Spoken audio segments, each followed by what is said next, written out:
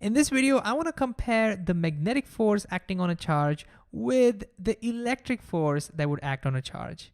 And as we do, we will see there is so much information packed in these tiny equations, and there are such huge differences between the two forces. So let's begin. So to begin with, if we just look at the equations, we find the main difference is over here. The magnetic force, the Lorentz force, has V cross in it. And boy, that itself causes a huge difference in the way the two forces behave.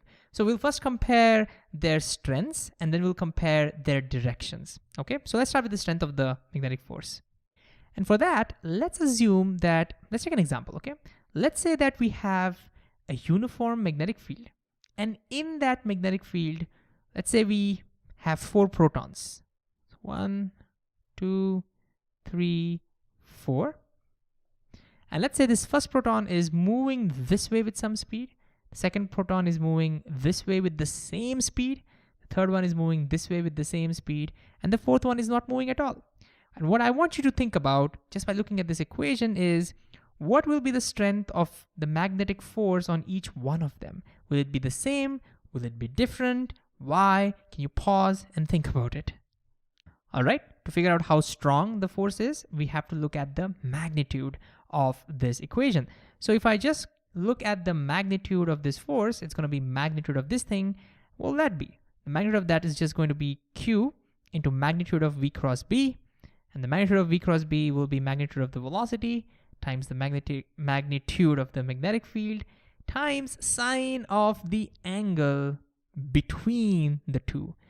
So that matters. So the angle between the velocity and the magnetic field matters. So let's look at each one of them.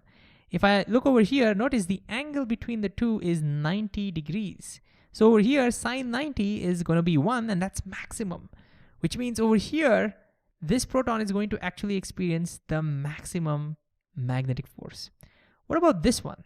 Well, it is the same, it has the same charge, same speed, same magnetic field, but look at the angle. The angle is smaller over here, and therefore sine theta is going to be smaller than 1, and therefore this force will be less than before, so it will be less.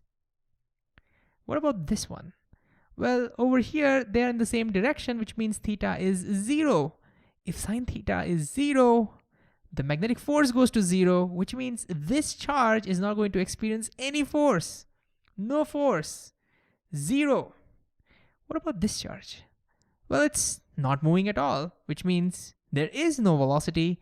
Therefore, this also does not experience any force. What we see right in front of our eyes is that the magnetic force highly depends on the direction of the velocity. It's important that it should be moving, but more importantly, it should be moving, making some angle with the magnetic field. So let's write that down. This looks important.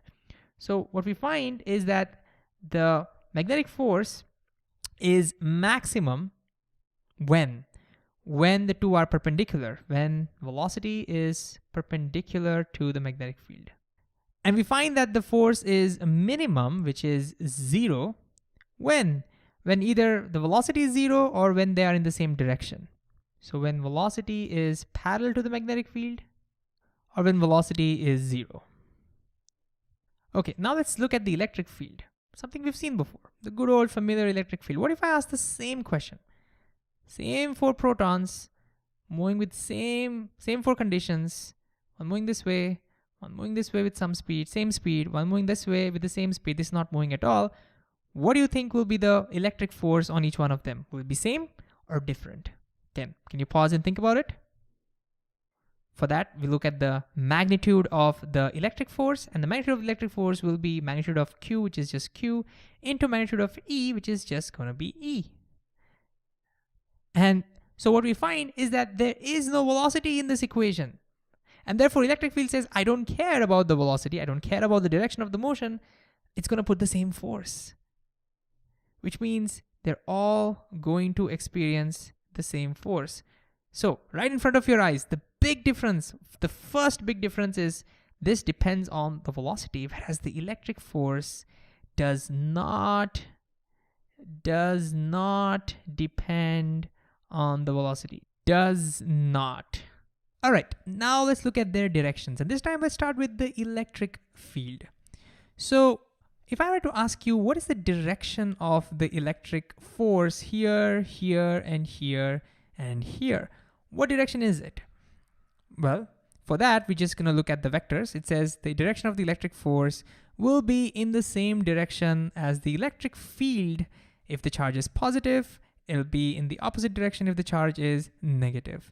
So over here, all of them, because they're protons, will experience the force in this direction. In this direction. And so what we find is that the direction of the electric force will always be parallel. So it's in the same direction or in the opposite direction, but always parallel to the electric field. And that's nice. If I know the direction of the electric field, that's all I need, and I will know the direction of the electric force. Positive charge, same direction, negative charge in the opposite direction. Simple. What about the direction of the magnetic force? This is where the cross product comes in. The direction of the magnetic force is not so straightforward. The direction is going to be in the direction of the cross product of the velocity and the magnetic field. How do we do that? Well, we've talked about it, but let's quickly recap. How do you do a cross product? So if I take, say, this example, I'm going to redraw it over here somewhere. So here is my magnetic field, and here is the proton moving upwards with some velocity, let's say v. Now, to figure out the direction of the magnetic force, I have to cross from v to b. So for that, I'm going to use my right hand. And the way I'll position my right hand is going to be somewhat like this, so that my palm is facing the velocity vector. It's ready to cross towards b. Notice, as it crosses, the thumb points in the direction of the cross product. So the thumb points in the direction of the magnetic force. So in this case, the magnetic force will be inwards. It will be into the screen. This is the direction of the magnetic force. And more importantly, what this means is that, look, the direction of the magnetic force is not parallel to the field. It's perpendicular to the field. It's also perpendicular to the velocity. So over here, what we find is that the magnetic force will always be perpendicular, is perpendicular to velocity and is perpendicular to the magnetic field. So again, huge difference here, very straightforward, in the same direction. Over here, you need to know both the direction of the magnetic field and the direction of the velocity to figure out what the direction of the force is going to be. But most importantly, this part, the fact that the magnetic force is perpendicular to the velocity, has a huge consequence. And to understand that, again, let me take an example. Let's say I had a very complicated non-uniform magnetic field. I don't even know how it is. So imagine very complex magnetic field, okay? And in that, I throw a proton. Could be any charged particle, but let's say I throw a proton, and as a result, because it is so complex, let's say it takes some very weird, crooked path through it and comes out like this, okay? My question to you is, do you think the speed of this particle, do you think it can change as it moves through the magnetic field? Very specific question. I want you to think about it. Pause and think about it. All right. Well, my first thoughts would be, of course, why would it not change? If we have like a very complex magnetic field and, you know, it's taking a very complex path, its direction is changing, there are forces acting on it. So sure, I mean, surely the speed might change, right? But guess what? The speed of this particle will never change. Your magnetic field will never be able to change the speed of a particle, regardless of how complex the field is. And the question is why? You may be wondering. Because the magnetic force is always perpendicular to velocity. How does that make any sense? Well, let me give you an example. Not an example, let's think a little bit about it. So if I were to ask you, let's consider, imagine you have some object that's moving this way. Okay, my question is, if you want to increase or decrease or change the speed of this particle, what should you do? Well, you should push it. You should put a force on it. What direction should you put a force on it? So let's say you want to increase, then you should push it in the same direction, right? You should push it in the same direction. Is there any other direction you can push it and increase the speed?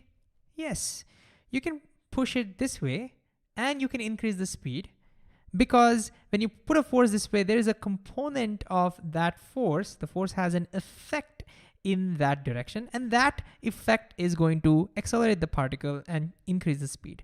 So as long as your force has a component in the direction of the velocity, it can change the speed. It can increase it or decrease it. But what if your force is perpendicular to the velocity? Now it has no component in the direction of the velocity. As a result, this force cannot change the velocity. All it can do is change the direction, but it cannot change the speed. And since our magnetic force will always be perpendicular to the velocity according to our equation, that means our magnetic force can never change the speed of our particle. Another way to look at it is in terms of work and energy. If you think about the work done by a force, it's when the force is perpendicular to the displacement vector, that's zero. You've probably seen that in mechanics.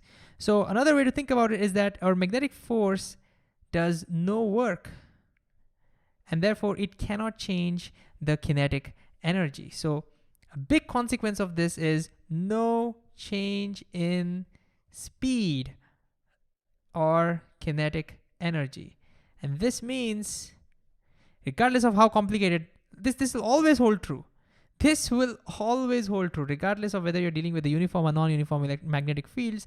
And therefore, it doesn't matter how complex it is, the speed will never ever change. What a beautiful result, right? Okay, what about over here? Can the electric force change the speed of a particle? Again, I want you to pause and think about it. The answer is yes, because the electric force does not depend on the velocity direction. So say at this moment in time, yes, it may not change the speed, but over here, definitely it can change the speed. Here, it'll definitely change the speed. So electric force can change the speed of the particle. It can do work. It can do work. In fact, that's one of the reasons why we think about electric potential, because it can do work, and to talk about that. But magnetic forces cannot do work. Huge difference. And so I hope you can appreciate how much information is packed in these little equations. And so you don't have to remember any of these. If you can just deeply understand the equations, everything, all these differences, all the nuances follow immediately.